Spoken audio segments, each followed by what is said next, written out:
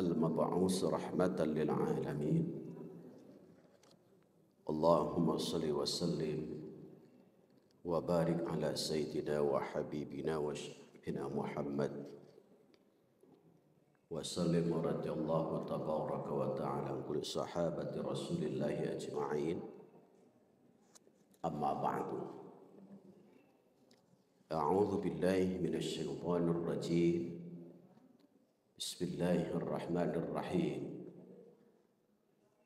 وما آتيتم من ربا ليربو في أموال الناس فلا يربو عند الله وما آتيتم من زكاة تريدون وجه الله فأولئك هم المضعفون. Bapak dan Ibu yang berbahagia, pada kajian subuh ini adalah kajian tentang zakat mal. Zakat mal itu asbabun nuzul ayatnya, perintahnya adalah periode Mekah dengan ditandai turun Quran surah Ar-Rum ayat 39. Wa ma ataitum mir riba, apa-apa yang Allah berikan dari riba. Kemudian biar buah supaya bertambah fi amwalin nasi, itu dari harta manusia. Menurut pandangan manusia, riba itu bertambah. Tetapi fala yarbu indallah, menurut pandangan Allah, riba itu tidak bertambah. Tetapi sebaliknya, ketika apa yang diberikannya dari zakat, kemudian kita berharap pahala, ridho dari Allah, maka mereka orang yang mengeluarkan zakat, Allah akan memberikan pahala dengan lipat ganda. Ayat ini turun di Mekah. Namun pelaksanaan zakat itu pada tahun kedua Hijriah. Dan pelaksanaannya pun itu dilakukan pada saat bulan Ramadan, zakat fitrah lebih dahulu daripada zakat mal. Karena zakat fitrah itu turun berkaitan dengan setelah perintah puasa, yaitu di bulan Sya'ban. Makanya zakat fitrah itu boleh dibayar pada malam kedua di bulan Ramadan, karena arti fitrah adalah buka puasa. Boleh juga dibayar H-3, 2, 1. Itu kalau merujuk dari Umar bin Khattab. Tetapi merujuk pada hadis lain, maka boleh dibayar ba'da subuh, sebelum sholat Id. Kenapa berbeda hadis ini? Ternyata orang yang membayar zakat fitrah di malam kedua sampai H-1 itu dititipkan kepada panitia.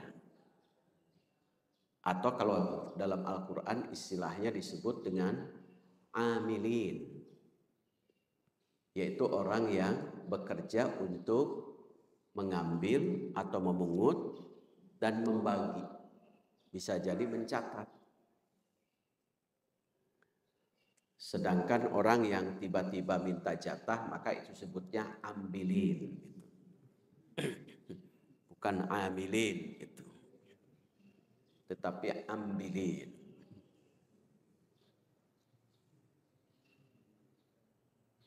Nah, sedangkan orang yang membayar pada saat setelah sholat subuh, sebelum sholat id, itu langsung kepada mustahik,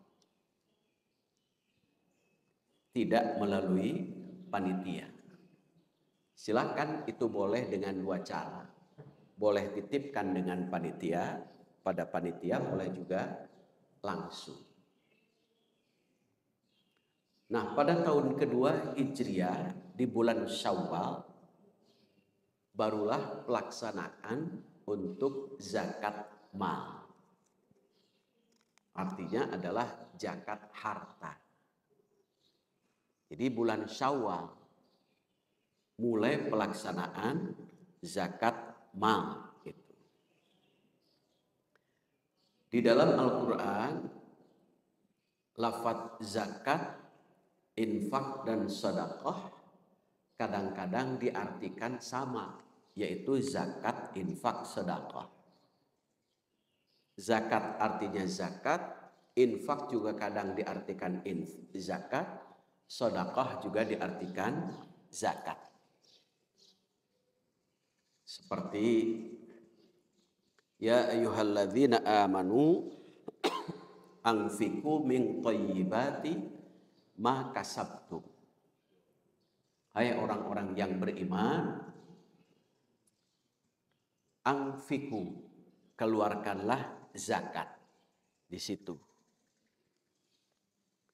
Kadang-kadang juga infak diartikan infak.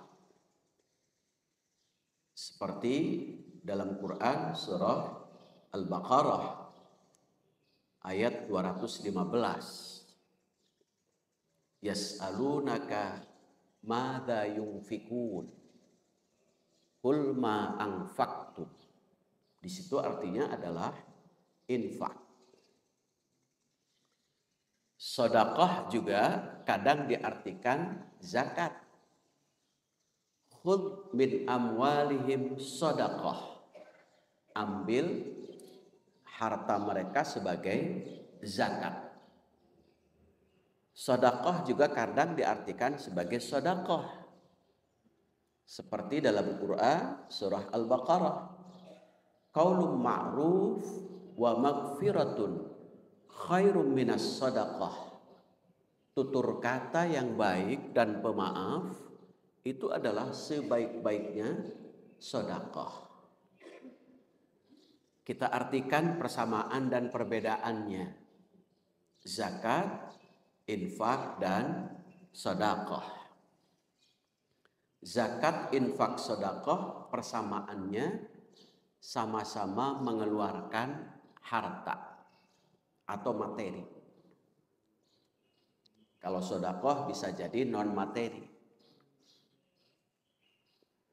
Perbedaannya, zakat dari segi hukum adalah wajib. Berarti kalau wajib, maka jika tidak melaksanakannya, maka terkena beban dosa. Itu Quran surah At-Taubah ayat 34 dan 35. Walladzina yaknizuna adz-dzahaba wal fiddata. Orang-orang yang menyimpan aset. Saat itu asetnya, kebiasaan mereka adalah emas dan perak. Maka di ujungnya ada kalimat fabasyirhum bi'adzabin alim. Kabarkan kepada mereka oleh Muhammad, orang yang menyimpan emas dan perak, ketika tidak dikeluarkan zakatnya, maka azab Allah sangat pedih. Bagaimana cara Allah mengadabnya? Ayat 35-nya At-Taubah. Yauma yuhma 'alaiha fi nari jahannama fatukwa biha jibahuhum wa junubuhum wa dhuhuruhum. Di api neraka nanti, orang yang menyimpan aset tanpa mengeluarkan zakatnya, padahal sudah punya kewajiban untuk bayar zakat, maka kening mereka, lambung mereka, punggung mereka Allah akan bakar. Siapa yang membakarnya? Ayat berikutnya, 2,5% itu akan bisa bicara nantinya. Jadi sekarang 2,5% itu diem, tapi bisa bicara nanti. Apa yang dikatakan harta yang 2,5% tidak dikeluarkan ini? Hadza ma kanastum li anfusikum. Inilah harta yang kau simpan hanya untuk dirimu sendiri. Tidak dikeluarkan zakatnya. Maka dalam ayat yang lain ada bunyi di Al-Baqarah, masih itu di Al-Baqarah, ulaika ma yaquluna fi butunihim illan nar. Ketika harta pada sudah mencapai nisab wajib zakat tidak dikeluarkan zakatnya, maka sebenarnya ia sedang mengumpulkan bara api neraka di dalam perutnya. Itulah ancaman bagi orang yang tidak mengeluarkan zakat bagi yang sudah punya kewajiban bayar zakat. Makanya hukum zakat itu wajib bagi yang punya harta sudah mencapai nisab dalam istilah zakat. Sedangkan infak dari segi hukum bisa wajib, bisa juga sunnah.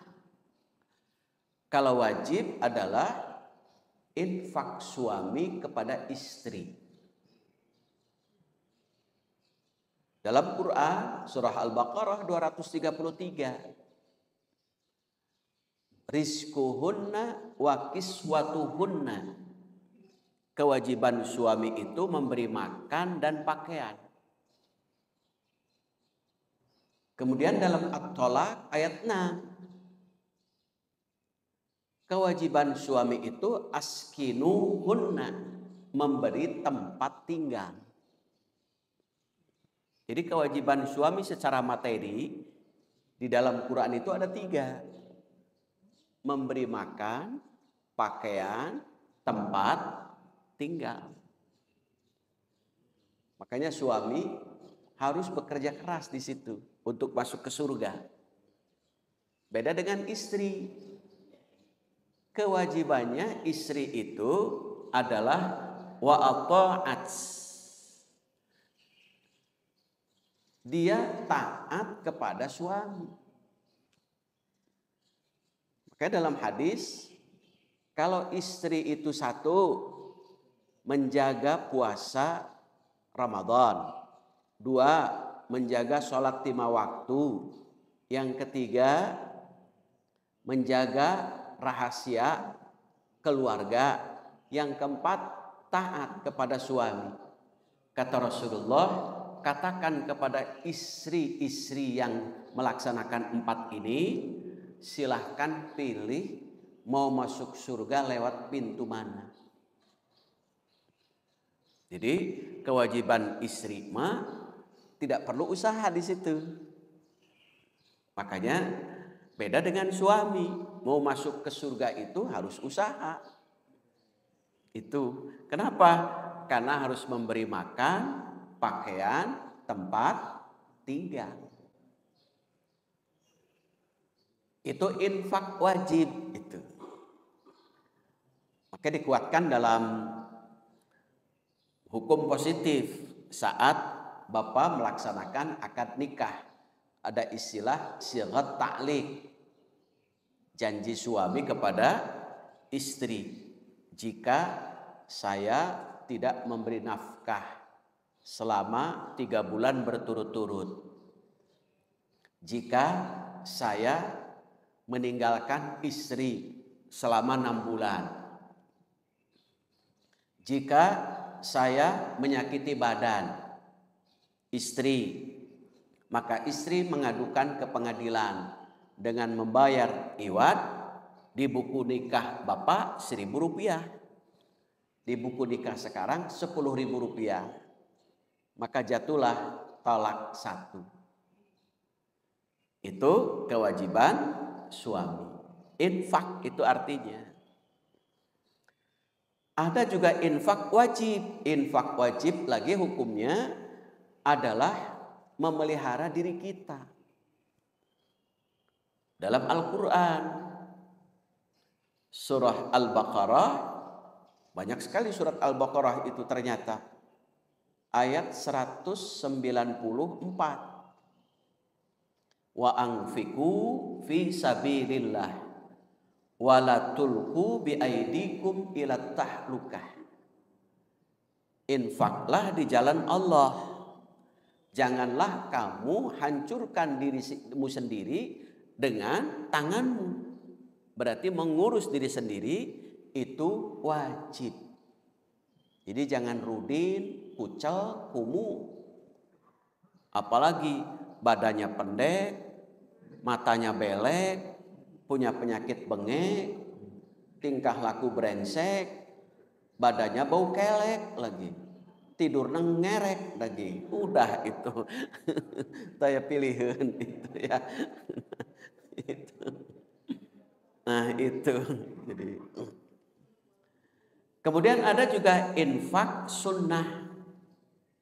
Infak kita yaitu kepada, bisa jadi kepada orang lain atau kepada keluarga kita. Dalam arti bukan tanggungan kita. Itu sunnah dari segi hukum. Dari segi hukum sedekah itu adalah sunnah. Sedekah. Sekarang dari segi bentuk, zakat itu materi bentuknya. Bisa zakat bisa zakat fitrah. Berarti kalau fitrah zakat jiwa, tapi dikeluarkan dengan materi. Kalau Imam Syafi'i, zakat fitrah itu adalah tekstual hadis. Sa'an min tamrin wa sa'an min syairin.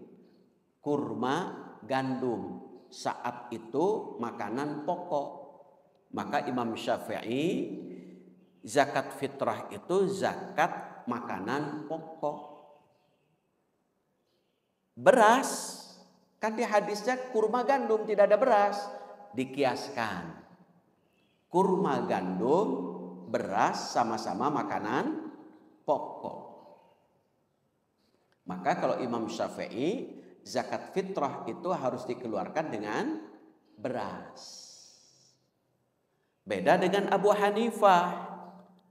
Boleh zakat fitrah itu dikeluarkan dengan kebutuhan pokok. Apa kebutuhan pokok? Bisa jadi salah satunya adalah uang. Sehingga dikonversi menjadi uang. Berapa rupiah uangnya? Tinggal Bapak Ibu kira-kira beras yang sering dimakan setiap hari itu 1 kilonya berapa yang dimakan. Jadi pertanyaannya ke kita, jangan ke panitia nanya. Berapa sekarang zakat fitrah? Nah sekarang diingat oleh Bapak Ibu, tanya ke Ibu, kira-kira beras yang sering dimakan tiap hari berapa? Oh saya harga berasnya 18.000 dikali 2,5 kilo. Kalau oleh pemerintah sekarang itu keumuman di rata-rata. Yaitu dengan harga 16.000. Tapi bisa jadi ada orang yang makan tiap harinya harga berasnya lebih rendah dari itu. Itu zakat fitrah itu. Jadi jangan nanya ke panitia, tanya ke ibu rumah tangga. Berapa kira-kira harga beras yang sering dibeli itu? Dikonversi menjadi rupiah. Makanya kenapa Umar bin Khattab dibagikannya H-1 supaya uang itu dibelikan beras, dibelikan daging, sehingga kupat dagingnya termakan. Jika pada saat malam takbiran, maka kupat dan dagingnya kadang sudah masak. Diberi uang zakat untuk beli pulsa dengan HP itu. Akhirnya tidak efisien. Itu sedekah, itu bentuk zakat bentuknya. Ada zakat mal, yaitu harta. Harta apa? Dalam Quran surah Al-Baqarah 267, yaitu ma kasabtum. Apa saja hasil usaha kamu, hasil jerih payah kamu. Bisa sebagai pegawai, bisa juga sebagai pengusaha. Itu kasabtu 267. Apalagi wa mimma akhrajna lakum minal ard. Apa saja yang dihasilkan dari bumi. Bisa pertanian, bisa perkebunan. Itu adalah zakat mal, itu masuknya kategorinya. Kemudian infak juga dikeluarkannya itu dalam bentuk materi, yaitu uang. Kalau infak, sedangkan sedekah bisa materi, bisa bukan materi. Contoh dalam Quran, qaulun ma'ruf, tutur kata yang baik, wa magfiratun, dan pemaaf, khairum minas sadaqah, itu adalah sebaik-baiknya sedekah. Dalam bahasa Sunda mah peperiheun sedekah ku artos teu tiasa, ku tuangan teu tiasa, atuh belaan basa sing sae, manahna sing jembar manah. Daripada kita tidak bisa mengeluarkan dengan uang, dengan materi yang lain atau non materi, atuh kita bersedekah dengan tutur kata yang baik, atau kita lapang dada untuk menjadi pemaaf. Dalam diri kita tulang-tulang rusuk, berarti bukan persendian, berarti itu kurang lebih jumlahnya 360 persendian itu. Setiap persendian itu harus disedekahi. Sedekahnya tidak dengan uang, tidak juga dengan non materi makanan. Dengan apa sedekahnya? Kullu tasbihatin sadaqah. Tasbih yang kita baru saja setiap sholat ucap subhanallah, sedekah untuk kita, untuk persendian kita. Wa kullu tahmidatin sadaqah, tahmid juga sedekah untuk kita. Takbir juga sama, tahlil juga sama. Ketika tasbih, tahmid, takbir, tahlil tidak keburu, bersedekahlah minimal dengan 2 rakaat sholat duha. Sedekahnya untuk kita itu. Itu dari segi bentuk pengertiannya. Itu jelas Bapak Ibu? Dari segi sejarah, pengertian, ada yang belum jelas? Sedikit demi sedikit. Jelas? Eces? Alhamdulillah. Sekarang kita masuk zakat profesi dulu, zakat malnya. merujuk kepada Quran surah Al-Baqarah ayat 267. Qala Allah Ta'ala, ya ayyuhalladzina amanu, hai orang-orang yang beriman, anfiku, infakkanlah, min thayyibatin, sebagian dari yang baik atau yang baik-baik, jangan diganti. Seperti siapa? Dulu Qabil, beda karakter. Habil profesinya sebagai peternak, Qabil sebagai petani. Ketika oleh Allah disuruh kurban, Habil pilih, maka dikeluarkanlah hewan yang terbaik. Itu tipe Habil, yang terbaik dikeluarkannya. Sedangkan Qabil hasil pertanian, pilih, dikeluarkanlah yang terjelek. Jadi kalau mengeluarkan infak yang terjelek, itu tipe Qabil. Itu. Kalau yang terbaik tipe Habil itu. Kalau tidak mengeluarkan berarti tipe T itu. Jadi tinggal pilih itu.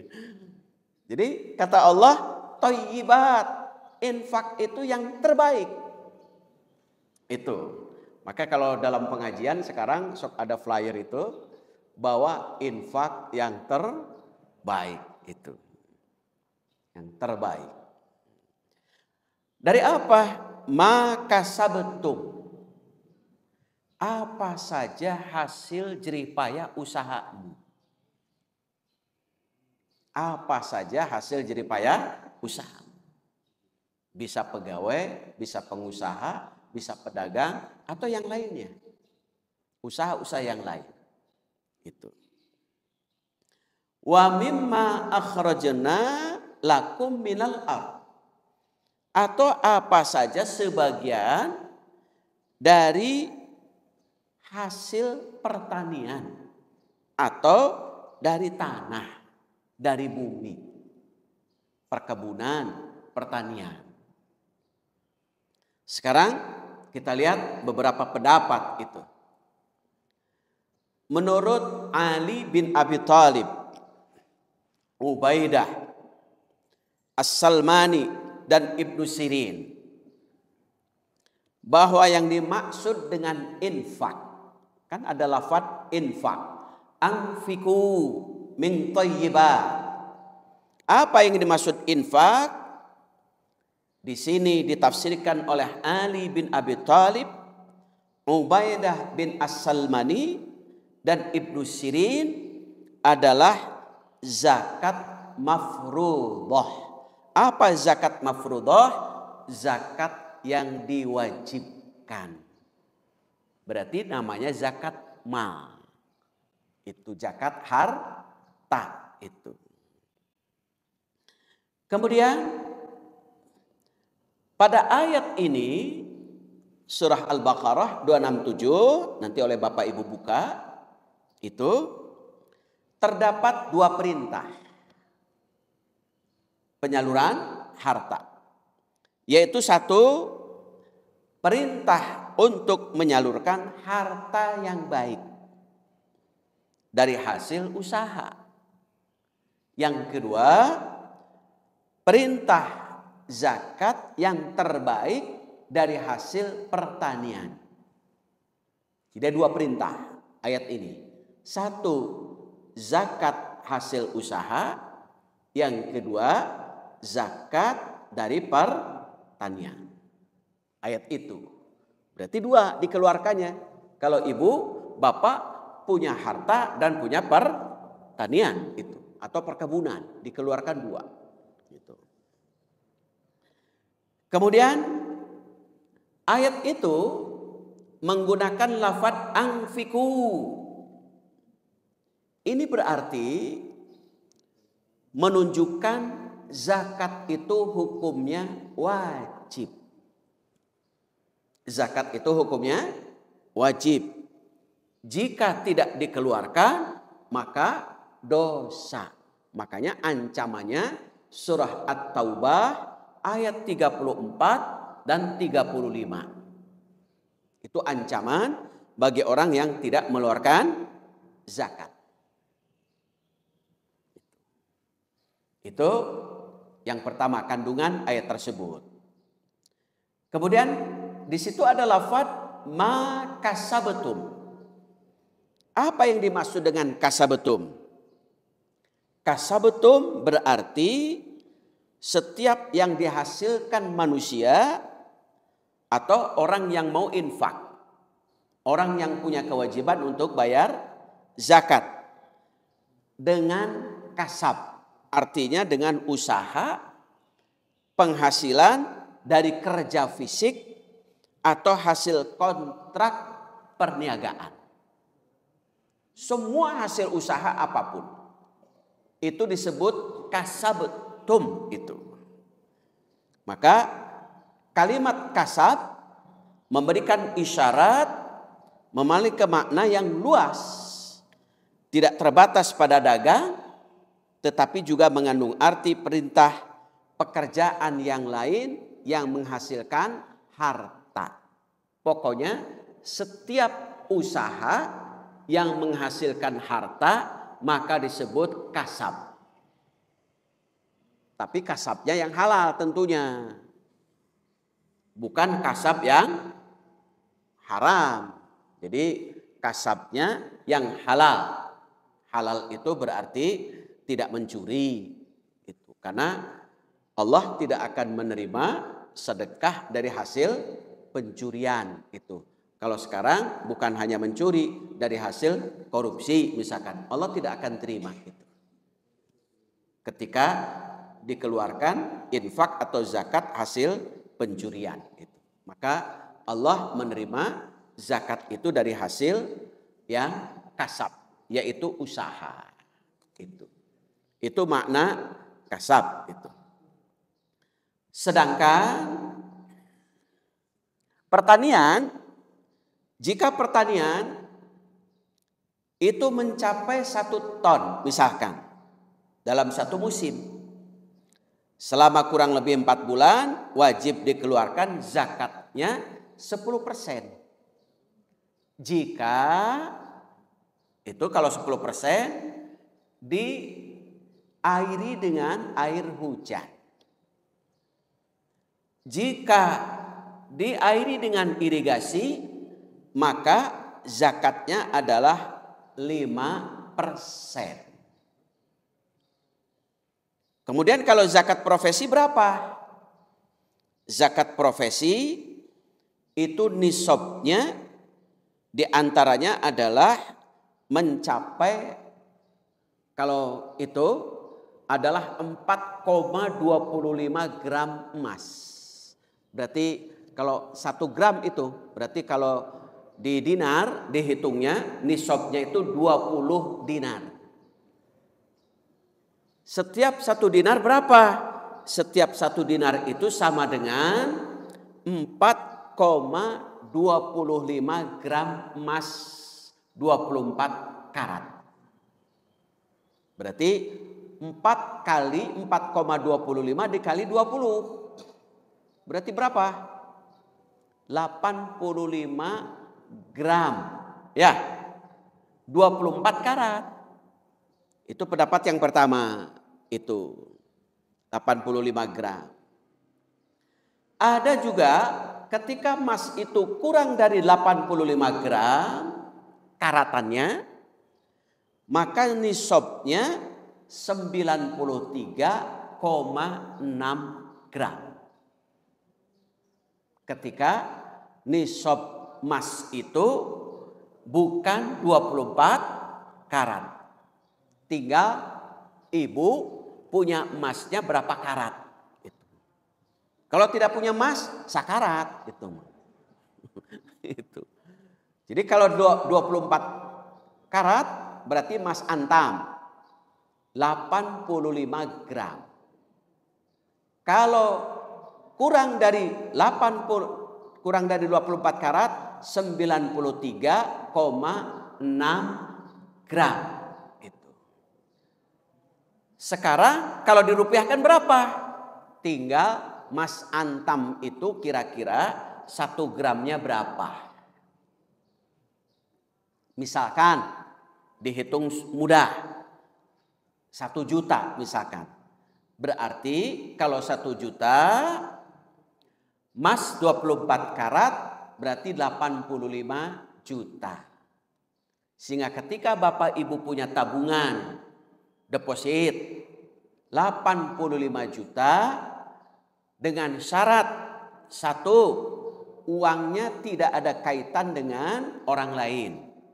Uangnya uang dingin, sedingin di freezer. Tapi tidak sampai beku sehingga dibekukan. Itu dingin. Yang kedua, tidak ada kaitan dengan orang lain, apalagi hasil dari hutang piutang.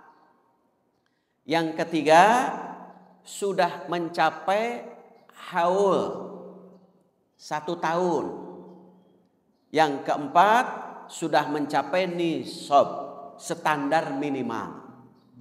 Berarti dikeluarkan 2,5%. 85 juta dikeluarkan 2,5%. Berapa itu? Yang 10%-nya saja berapa? 8.500.000 ya. Kalau 5%-nya 4 juta sekian. 2,5% kurang lebih 2 juta sekian. Dikeluarkan. Tiap tahun dikeluarkannya. Selama nisabnya masih mencapai standar minimal. Itu 2,5%. Nah, kemudian jika emasnya kurang dari 24 karat berarti 93,6 gram. Tinggal emas yang kurang dari 24 karat itu biasanya emas perhiasan. Berapa 1 gram emas perhiasan? Misalkan dihitung 700.000. 700.000 kali 93,6. Berapa itu? Susahnya. Matematikana telulus ya teh. 9 kali 7 berapa? 63. 63 juta. Yang 3-nya kali 7? 21. Berarti 63 tambah 21. Jadi berapa? 65 ya. 65 sekian. Atau 66 saja. 66 juta. Jika emas perhiasan. Itu. Kalau emas perhiasan kan kurang dari 24 karat. 66 juta. Kalau diestimasi, dikonversi menjadi rupiah. Itu nisab emas. Itu. Karena dalam hadisnya selalu disandarkan kepada emas. Itu ya. Kalau zakat pertanian itu 5 wasak nisabnya. 1 musim. Imam Syafi'i ia mengatakan 1 wasak itu 130 kg. Berarti 130 kg dikali 5 berapa? 130 kali 5. 5 saja 500 ya. Yang 30-nya 100 berarti 660 ya? 650 kilogram. Kalau pertanian.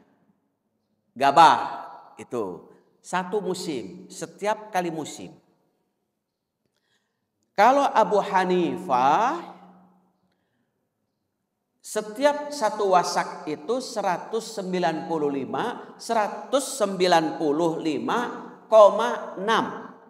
kilogram dikali 5. Berapa? Lebih besar lagi tuh. Berapa? 195 kali 5. Berapa?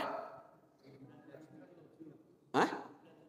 977. Berarti 977 kilogram. Tinggal kalau pertanian apakah diairi oleh air hujan berarti 10%. Apakah diairi dengan irigasi? Berarti 5%. Bahkan zakat mal pun itu ada yang mengkiaskannya kepada pertanian, bukan pada perdagangan. Ini kalau emas pada pertanian agak berat. Gimana? Jika Bapak Ibu bekerja tidak menggunakan kendaraan, jalan kaki, berarti 10% dikeluarkan zakat malnya. Ketika dikiaskan kepada pertanian. Kalau kantornya atau tempat dagangnya, tempat usahanya jalan kaki, 10%. Jika kantor dan usaha atau dagangnya, tempatnya itu menggunakan kendaraan mobil, berarti 5%. Insya Allah kalau jamaah metro itu, jamaah Fathul Ummah, pasti mengkiaskannya kepada pertanian, pasti itu. Zakatnya 10% atau 5%. Tapi rata-rata di kita 2,5% itu. Dulu untung Bapak Ibu, Quran surah Al-Baqarah akhir kalimat la yukallifullahu nafsan illa wus'aha turun. Dan seterusnya itu sampai terakhir. Sebelum ayat itu turun, zakat itu dibayar 50%. Dulu itu. Zakat itu. Untung turun. Sehingga turun. La yukallifullahu nafsan illa wus'aha. Turun. Jadi 2,5%. Yang kedua, ketika saat orang berbuat dosa, sebelum ayat ini turun, ketahuan karena azab Allah langsung diberikan kepadanya. Saat dulu si A berbuat zina, langsung Allah azab itu kepada orang yang berzinanya. Setelah ayat itu turun, kita menggunakan kecerdasan emosional. Siapa yang menentukan apakah itu ujian, apakah azab atau peringatan? Kita sendiri yang menentukannya. Kalau ujian, bagi orang yang beriman. Kalau peringatan, bagi orang yang suka edan eling. Kadang eling, kadang edan. Kalau azab, bagi orang yang berdosa. Yang menentukannya siapa? Ujian atau itu? Kita sendiri. Itulah butuhnya kecerdasan emosional. Itu kalau sekarang. Sehingga kadang orang yang tidak berdosanya kena dampak. Kadang-kadang. Dulu sebelum ayat ini turun, la yukallifullahu nafsan illa wus'aha, maka saat salah satu anggota badan kita kena najis, dipotong. Untung ayat itu turun. Sehingga zakat pun bayarnya tidak 50% tapi 2,5%. Kalau 50% berat. Yang 2,5% saja kadang-kadang lebih sadar mengeluarkan zakat mal ketimbang zakat mal. Itu. Kalau zakat mal berapapun dibayar. Tapi pada saat zakat mal sudah mulai mikir itu. Itu dari segi nisab. Sampai sini dulu. Mangga Pak Haji. Sedikit demi sedikit biar itu. Biar sampai.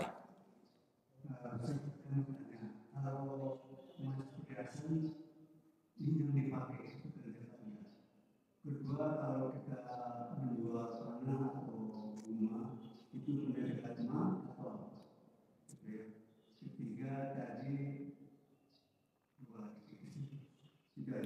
ya baik.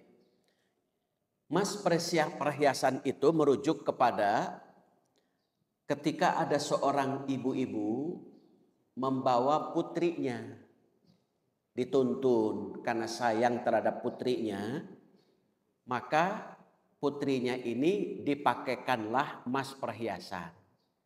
anting, kalung, gelang dan lain sebagainya. Saat sedang jalan bertemu dengan Rasulullah Shallallahu Alaihi Wasallam.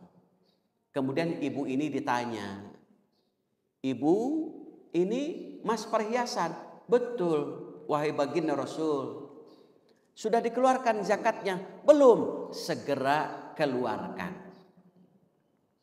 Maka merujuk kepada hadis ini, emas perhiasan pun itu wajib dikeluarkan kalau sudah mencapai standar minimal atau nisab. Berapa nisabnya? 93,6 gram. Beda dengan emas 24 karat. Kalau 24 karat itu 85 gram.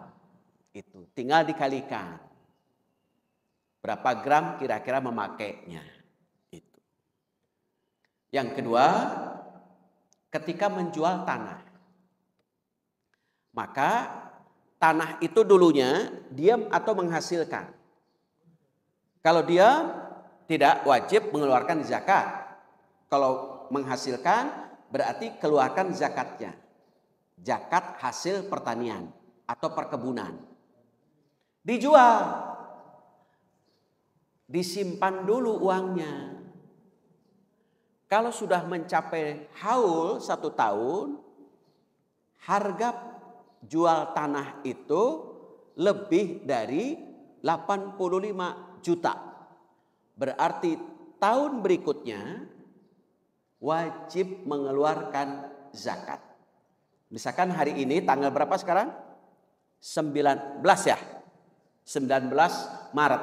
Kita jual tanah. Uang itu simpen. Berarti jatuh temponya nanti 19 Maret 2025. Itu dikeluarkan 2,5%. Kenapa? Karena sudah menjadi harta, berarti zakat mal. Itu. Saya kira itu Pak Haji. Kalau misalkan kita mengeluarkan zakatnya pada saat menjual, itu udah dikeluarkan zakatnya, apakah kena haul juga atau tidak? Baik. Satu lagi bisa. Ya. Kalau yang dari sewa, misalkan kita menyewakan apartemen atau apa itu dicatat juga. Ya. Ketika dikeluarkan di awal itu boleh. Hanya kenapa para ulama mencantumkan haul 1 tahun, khawatir uang itu dipakai yang lain atau kebutuhan, sehingga pada 1 tahun ia belum mencapai nisab, belum mencapai standar minimal. Jika niatnya di awal, berarti itu lebih bagus. Walaupun uang dipakai kemudian 1 tahun ia berkurang, tidak mencapai nisab, berarti niatnya sudah bagus itu. Boleh dikeluarkan di awal.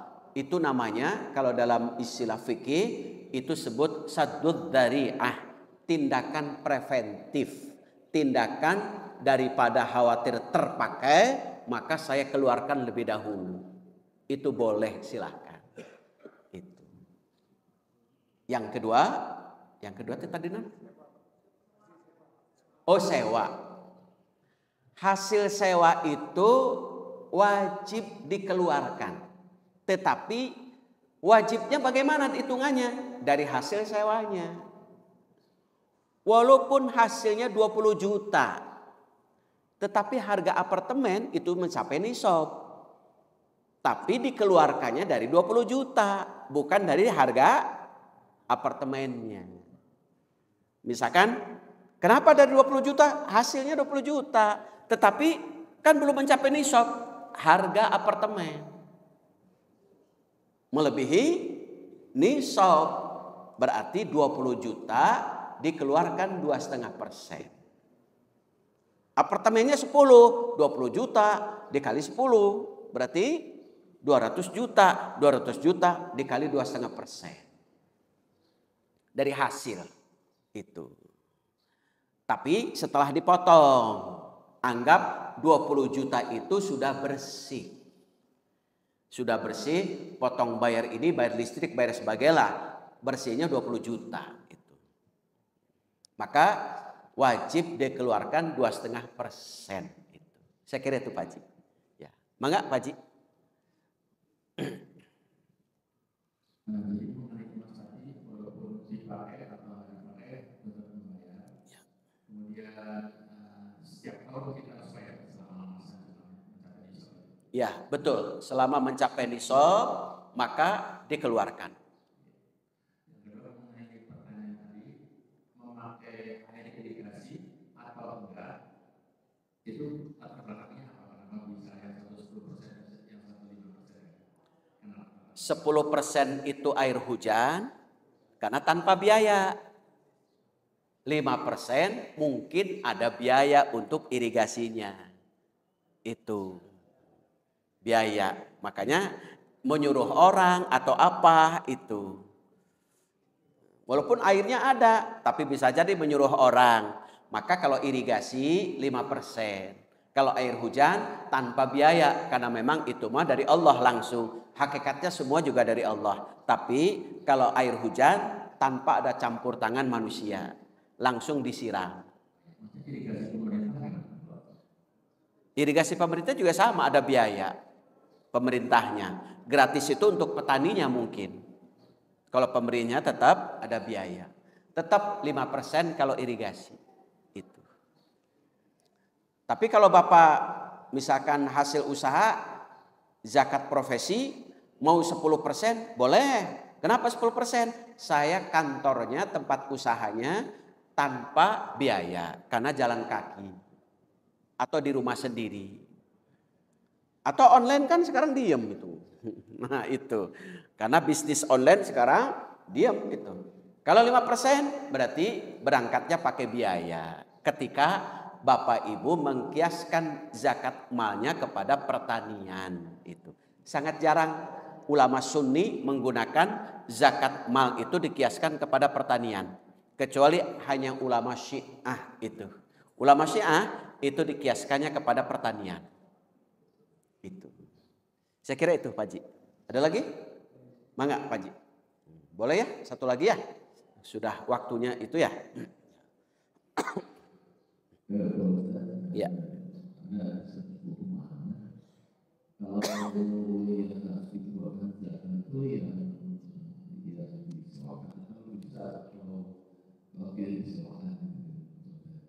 Misalnya ada rumah yang tidak disewakan itu zakatnya akan bisa apakah itu sama tidak? Ya. Jika rumah tidak disewakan bahkan dipakai maka tidak wajib zakat. Sama dengan mobil, kalau mobil dipakai tidak wajib zakat. Kalau mobil itu direntalkan maka wajib zakat. Karena kasab itu berarti ada usaha yang menghasilkan. Kalau rumah bukan, walaupun hasil usaha tetapi tidak menghasilkan, bahkan mengeluarkan untuk pemeliharaan. Jika dikontrakan baru wajib zakat. Hasil dari kontrakannya bukan nilai rumahnya. Nilai rumah itu nisabnya, tetapi zakatnya dari hasilnya. Itu. Kemudian mobil juga sama, hasil dari sewaannya, bukan dari nisabnya, dari harga, tapi zakatnya hasil dari sewaan. Itu. Jadi kalau rumah yang dipakai tidak wajib zakat. Hanya rumah yang disewakan saja atau diproduktifkan yang wajib zakat itu. Kenapa? Dengan mengambil tafsir kasabtum. Kasabtum itu sesuatu yang menghasilkan. Saya kira itu, Pak Haji. Ya. Ada lagi? Cukup? Ibu-ibu, saya cukup. Kalau cukup, insya Allah nanti to be continued. Kita akan bersambung. Nanti pembahasannya nanti pada mustahik juga kita masih belum. Kemudian zakat profesi, ada juga istilah infak zakat atau zakat profesi. Nanti kita bahas, mudah-mudahan kita sehat panjang umur dan diiringi dengan keberkahan. Kita tutup sama-sama dengan membaca doa kifaratul majlis. Subhanaka Allahumma wa bihamdika asyhadu an la ilaha illa anta astaghfiruka wa atubu ilaik. Assalamualaikum warahmatullahi wabarakatuh.